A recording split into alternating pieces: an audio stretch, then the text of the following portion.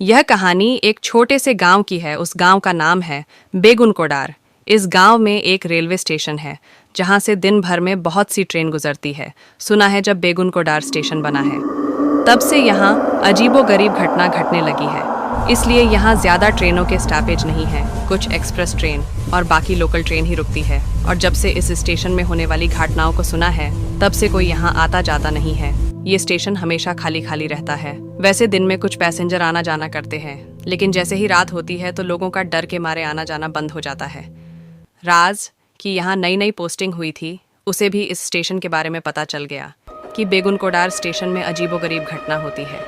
Duty में लगा था कि राज, आज तुम्हारी नाइट ड्यूटी है, तुम्हें नाइट में करना होगा। तब राज बोलता है, सर मेरी तो यहाँ दिन की ड्यूटी रही करके पोस्टिंग हुई थी।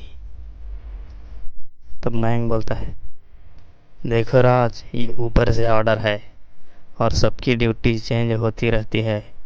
तुम घबराओ मत, रात में तुम्हें ज़्यादा काम करना नहीं पड़ेगा और रात के समय ज़्यादातर लोग आते भी नहीं है। बस कंट्रोल रूम में बैठकर देखना बस है और कुछ नहीं। लेकिन सर, इस स्टेशन के बारे में बहुत सुना है कि यहाँ पर अजीबोगरीब घटनाएं होती है। वो तो सुना ही है, लेकिन तुम डरना मत और बाहर से कोई चिल्लाए या कोई आवाज़ दे तो दरवाज़ा मत खोलना। और एक बात और, भूत प्रेत और आत्मा आग से बहुत डरते हैं, इसलिए तुम ये माचिस अपने पास रखो। ठीक है सर, मैं याद रखूँगा। शाम होते ही मयंक ऐसा कहकर चला गया। उसके बाद रात की शिफ्ट राज की थी। वो जैसे तैसे करके स्टेशन में आ तो गया, लेकिन वो इधर उधर देखता है तो ये स्टेशन पूरा सुनसान लगता है। तभी वो तुरंत कंट्रोल रूम की तरफ जाता है तो उसके कानों में अजीब सी चीख सुनाई देती है। वो इधर उधर देखता है तो वहाँ उसे कुछ नहीं दिखता। वो कंट्रोल रूम में जाकर दरवाज़ा बंद कर लेता है और अपने काम में लग जाता है। तभी वहाँ तेज़ी से एक ट्रेन गुजरती है। तभी उसे दरवाजे के पास से आवाज़ आती है, बचाओ बचाओ बचाओ करके। वो धीरे से गेट खोलता है तो सामने उसे एक औरत और एक बच्चा साथ में दिखता है। वो औरत बोलती है, मेरे पीछे कुछ गुंडे पड़े हैं, क्या आप मेरे बच्चे को अपने पास रख के बचा लोगे? राज ने कहा, ठीक है। कुछ देर बाद मैंने बच्चे के लिए चाय बनाकर लाया तो मेरे होश उड़ गए। वो बच्चा वहां पर नहीं था।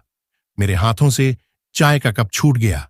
मैंने जैसे तैसे खुद को संभाला। उसके बाद बाहर अजीब सी चीखें सुनाई दी। मैं वो चीखें सुनकर हाथों में टॉर्च लेकर बाहर निकल गया तो मैंने देखा कि स्टेशन पूरा सुनसान था। रात में वो जगह पूरा शांत था। तब मैंने ट्रैक के दोनों तरफ टॉर्च जलाई तो मुझे दूर में कुछ दिख रहा था। एक छोटा सा बच्चा ट्रैक में खड़ा हुआ था। उसकी आंखें लाल चमक रही थीं। उसकी लाल आंखें देखकर मेरे होश उड़ गए। तभी सामने से ट्रेन आ रही थी। मैंने आवाज दी, ट्रेन आ रही है, पटरी से हट जाओ। और ट्रेन उसके ऊपर से गुजर गई। ये देखकर मैं बहुत घबरा गया। चलते चलते पटरी के पास गया तो देखता है कि वहां कोई नहीं था। वो वापस जाने के लिए मुड़ा। फिर पीछे से किसी ने उसके कंधे पर हाथ रखा। वो डर के मारे कांप गया। वो जैसे ही पलटा, उसके सामने भयानक चुड़ैल खड़ी थी।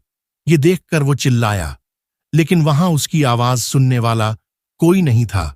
चुड़ैल ने कहा, मेरा बच्चा कहाँ है? मुझे मेरा बच्चा चाहिए, मुझे मेरा बच्चा दे दो। तुम्हारा बच्चा तो यहीं खड़ा था, मैं उसे देखने यहाँ आया था। मैंने देखा कि ट्रेन उसके ऊपर से गुजर गई और वो मर गया। अब तुम भी मरोगे। इतना कहकर चुड़ैल उसे जादू से ट्रैक पर पकड़ लेती है और जोर जोर से हंसती है। तभी वहां से तेजी से ट्रेन का हॉर्न सुनाई देता है। वो सोचता है, आज तो ट्रेन से कटकर मेरी मौत होने वाली है। तभी उसे याद आता है कि उसके पास माचिस है और वो माचिस जलाता है और ट्रैक के पास पड़े कागज और छोटे छोटे लकड़ी पड़े होते हैं, उसी पर फेंक देता है और वहां पर उजाला हो जाता है। फिर वो चुड़ैल के जाल से मुक्त हो जाता है और बच जाता है। फिर वो रात भर आग के पास बैठा रहता है। फिर सुबह हो जाती है। फिर वो देखता है कि ट्रैक के पास कुछ लोग भीड़ लगाकर खड़े हैं। वो पास जाकर देखता है तो वो दृश्य देखकर उसकी आत्मा निकल जाती है, क्योंकि ट्रैक पर उसकी कटी हुई लाश पड़ी थी। उसके बाद वो बेगुन कोडार की घटना का हिस्सा बन जाता है।